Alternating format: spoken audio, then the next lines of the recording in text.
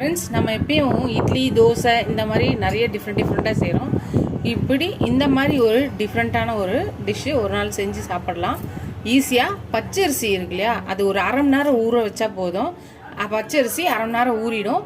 So அரை மணி நேரம் ஊற வச்ச பச்சரிசி எடுத்து கழுவி ஊற வச்சதை மிக்சி ஜாரில் எடுத்து போட்டுக்கலாம். ஒரு கப் தயிர் எடுத்துக்கலாம், புளிச்ச தயிராக எடுத்துக்கலாம் கொஞ்சம். இப்போ இதோட இதை ஊற்றிக்கலாம்.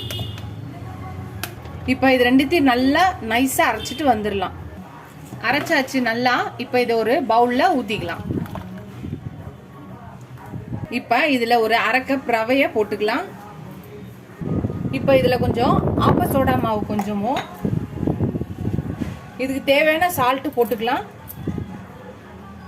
இப்போ இதை கொஞ்சம் நல்லா மிக்ஸ் பண்ணிக்கலாம்.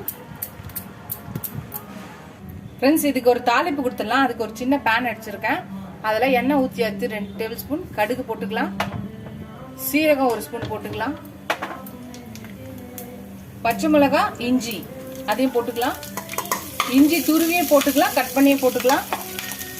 கொஞ்சம் கருவேப்பிலை போட்டுக்கலாம்,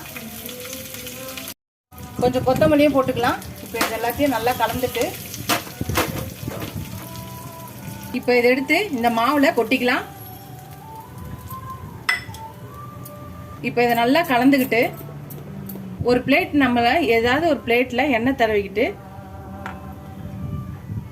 பிளேட்டில் நம்ம மாவை ஊற்றிக்கலாம். பிளேட்டில் மாவு ஊற்றியாச்சு. இந்த மாதிரி கடாய் பேனு எதுனாலும் நம்ம அது உள்ள தண்ணி ஊற்றி உள்ள ஒரு ஸ்டாண்ட் வச்சாச்சு. இப்போ அதுக்குள்ளே இந்த பிளேட்டை வச்சுக்கலாம். வச்சுட்டு ஒரு பிளேட்டை போட்டு மூடிடலாம். மூடி ஒரு 10 நிமிஷம் வேகட்டும். வெந்ததுக்கப்புறம் பார்க்கலாம்.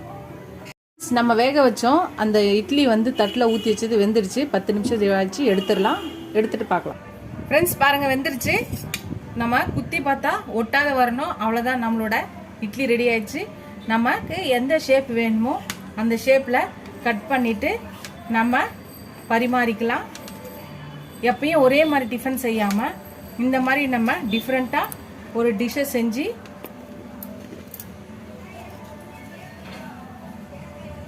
நம்ம தரலாம். இதுக்கு ஒரு சட்னி வச்சு தந்தால் நம்மளோட இட்லி ரெடி ஆகிடும். நம்மளுக்கு இந்த மாதிரி டிஃப்ரெண்ட்டாக நம்ம பசங்களுக்கு செஞ்சு கொடுத்தோன்னா அவங்கள லைக் பண்ணி சாப்பிடுவாங்க. நம்மளுக்கும் புதுசாக ஒரு டிஃப்ரெண்ட்டான ஒரு டிஷ்ஷு செஞ்சு கொடுத்தோன்னு கொஞ்சம் நம்மளுக்கு திருப்தியும் ஹாப்பியும் கிடைக்கும்.